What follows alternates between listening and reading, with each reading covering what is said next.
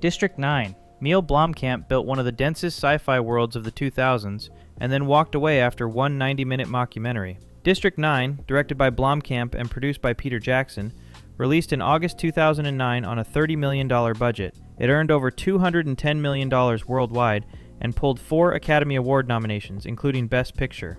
The story is set in Johannesburg, where an alien refugee ship has been stranded since 1982, and the aliens, derisively called prawns, are confined to the District 9 slum. The world building goes deep, fast. There's Multinational United, a private military-industrial conglomerate that runs the camp and quietly exploits alien biotechnology. The prawns themselves have a hive-like social structure, with a working underclass and unseen leadership tiers, and the film hints at command casts that never actually appear on screen. Vickis Vandermeer's transformation establishes alien biology mechanics, the DNA binding fluid, the genetic merger, that a series could spin into dozens of contamination cases. Blomkamp told IndieWire in 2023 that a District 10 sequel is in the writing stage, though he previously shot down the idea of a TV series. The non-human resistant subplot, where Christopher Johnson promises to return in 3 years, was left wide open as a series-shaped hook. The mockumentary format alone teases archival interviews, riot footage, MNU corporate history, and prawn culture, every one of which begs for episodic treatment.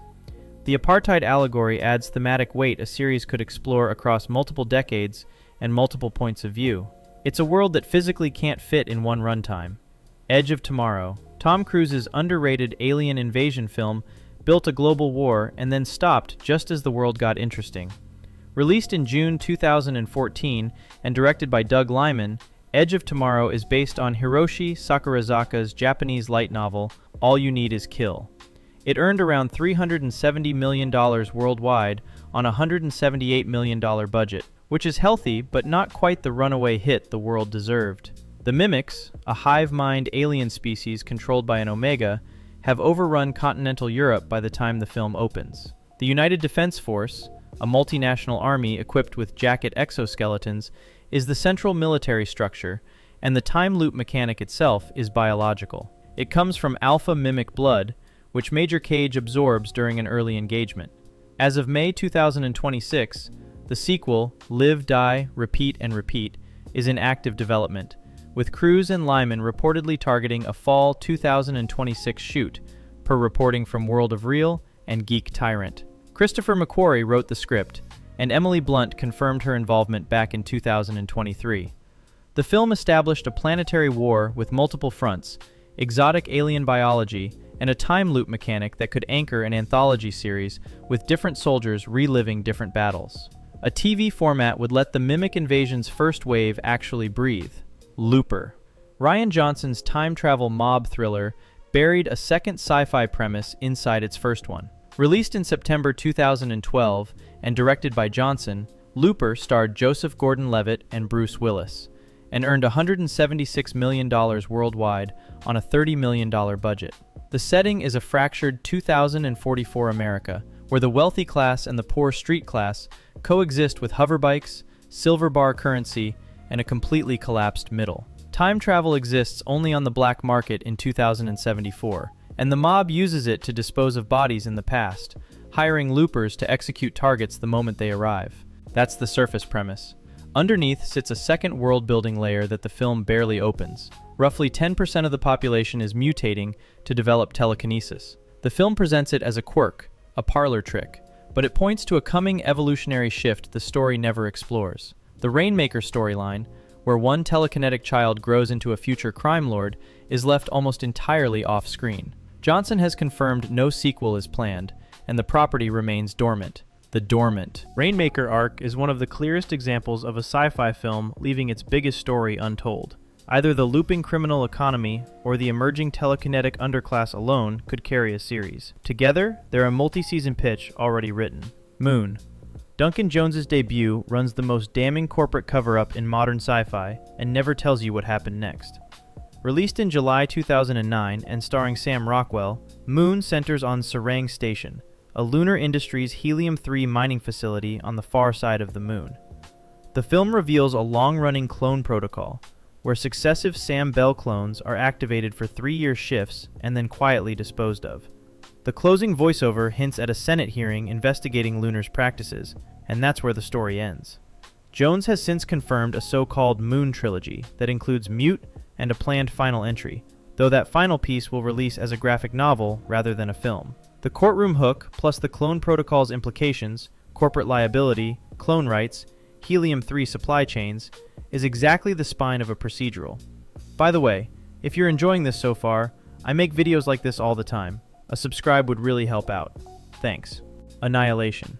Alex Garland adapted one book of a trilogy and never returned for the other two. Released in February 2018 and directed by Garland, Annihilation is based on Jeff Vandermeer's 2014 novel, which is itself Book 1 of the Southern Reach trilogy. Books 2 and 3, Authority and Acceptance, cover the agency, its bureaucracy, and the larger origin, none of which the film touches. Area X is a quarantined coastal zone, expanding outward, where DNA refracts and combines across species. The Southern Reach itself is a secret federal agency that has run 11 prior expeditions, almost all of which failed. Garland called his adaptation a memory of the book, and openly stated the film deliberately drops most of the source material. The film underperformed theatrically, and Paramount released it through Netflix internationally, and Garland has not signaled interest in a sequel. Vandermeer, for his part, published a fourth book, Absolution, in October 2024, expanding Area X further. The trilogy was written for serialization, with each book taking a different perspective on Area X. A series could finally adapt books 2 and 3, where the bureaucratic horror of Southern Reach is the actual subject. The Fifth Element. Luc Besson built a fully realized 23rd century galactic civilization and then committed to never returning to it. Released in May 1997, on a budget of around $90 million, The Fifth Element earned over $263 million worldwide and remains one of Besson's signature films. Besson started writing the script as a teenager, so the world had been developing for roughly 2 decades before cameras rolled. The federated territories include Earth, the Mondoshawan homeworld, the Mangalore home system, and resort planets like Floston Paradise. Earth in 2263 is a vertical megacity with stacked traffic lanes, a global police force, and a multi-species civilian population. The Mondoshawans, the Mangalores, and the species of Diva Plava Laguna each get glimpses of distinct cultures, religious orders, and political tensions, every one of them a series spine on its own. Besson confirmed back in 2011 that he never planned a sequel and has no desire to make one, and co-writer Robert Mark Kamen has also confirmed that scrapped sequel plans never moved forward. Mila Jovovich has mentioned an animated project featuring Lilu's return in interviews, but that one stays a rumor. 2 creative legends, including Alejandro Jodorowsky, sued Besson alleging plagiarism from the graphic novel The Incal, and the case was decided in Besson's favor. Few standalone films have this much off-screen civilization built into one runtime. The opera scene alone implies a galactic music industry. The priest order implies a religious history. The Mangalore mercenaries imply an interstellar contractor market. Every one of them is a season-shaped pitch. Dredd. Carl Urban's Judge Dredd film teased Megacity 1 and then died before anyone could explore it. Released in September 2012 and directed by Pete Travis, Dredd starred Carl Urban as the visor and helmet enforcer. Megacity 1 is a sprawling future East Coast American metropolis of 800 million residents, ruled by judges who serve as police, jury, and executioner. The film confines its plot to a single tower block, leaving the broader city completely untouched. A live-action series titled Judge Dredd Megacity 1 was announced in 2017 by IM Global and Rebellion, and then stalled. Rebellion CEO Jason Kingsley later dispelled rumors of a Carl Urban-led series, though Urban has stated he's still open to returning. The film deliberately stayed in one building because the budget was tiny, but it confirmed the world's visual identity. A judge's procedural across Megacity 1 is one of the most requested sci-fi series concepts there is. In Time. Andrew Niccol's Time as Currency dystopia introduced an entire economic system and abandoned it after one chase. Released in October 2011 and directed by Niccol, In Time starred Justin Timberlake, Amanda Seyfried, and Cillian Murphy. In the film Society, humans are genetically engineered to stop aging at 25 and are then given 1 additional year of time that can be traded, stolen, or spent. Society is divided into time zones, geographic districts that function as class enclosures. with currency exchange checkpoints between them. A force called the Timekeepers operates as a national time economy police, separate from regular law enforcement. The wealthy effectively become immortal, and the poor see their lifespan shorten with every transaction. A cup of coffee costs 4 minutes. A bus ticket costs about 30. No sequel or series has ever been confirmed, and Nickel has continued with other standalone projects. The film resolves only the personal arc of 2 characters and leaves the entire economic system completely intact. A series could trace how the time zones formed, how exchange rates are set, and how the Timekeepers maintain the order. Predestination. The Spierig brothers built an entire time agent bureaucracy and used it for one bootstrap paradox. Released in August 2014 and directed by Michael and Peter Spierig, Predestination starred Ethan Hawke and Sarah Snook. The film is based on Robert Heinlein's 1959 short story, and it's set in an alternate timeline where space travel advanced faster in the 1960s and time travel itself was invented in 1981. The Temporal Bureau is a secret federal agency that uses violin case-disguised time machines to prevent attacks across the timeline. The Fizzle Bomber plotline is one mission. The Bureau presumably runs hundreds. A Temporal Bureau procedural is a series concept that essentially writes itself, with each episode a different intervention and paradoxes accumulating across seasons. Equilibrium. Kurt Wimmer's 2002 dystopia is the rare sci-fi world that openly invites a full mythology. Released in December 2002 and directed by Wimmer, Equilibrium starred Christian Bale and is set after a Third World War in the megalopolis of Libria, ruled by the Tetragrammaton Council and an unseen leader called Father. All emotion is suppressed by a mandatory daily drug called Prosium 2, and sense offenders who feel are executed on sight. Grammaton clerics, including Bale's John Preston, are martial arts trained enforcers who use the invented gun kata combat system. The underground resistance hides art, music, and personal artifacts in pockets across the city. Production filmed in Berlin specifically because the city's mix of fascist and modern architecture, in the words of visual effects supervisor Tim McGovern, makes the individual feel small and insignificant. No sequel ever materialized, and the film became a cult favorite with no studio follow-up. The film never shows the council in detail, never explains how Father rose to power, never depicts pre-war society. 3 full prequel-shaped questions, and a series could answer any of them. Gattaca. Andrew Niccol's genetic dystopia got a TV reboot in development and then watched it die. Released in October 1997 and directed by Niccol, Gattaca starred Ethan Hawke, Uma Thurman, and Jude Law. Society in the film is divided into valids, the genetically engineered, and invalids, the naturally conceived, and genetic discrimination is technically illegal but practiced openly. A Showtime TV reboot was announced with Howard Gordon and Alex Ganza, the Homeland duo, working alongside screenwriter Craig Borton. The series was canceled at Showtime by 2023 before it reached production. This is the rare case where the series almost happened, and the fact that Showtime developed it and then killed it confirms the world has obvious episodic potential. Arrival. Denis Villeneuve's First Contact film stops at the moment a global linguistic revolution should begin.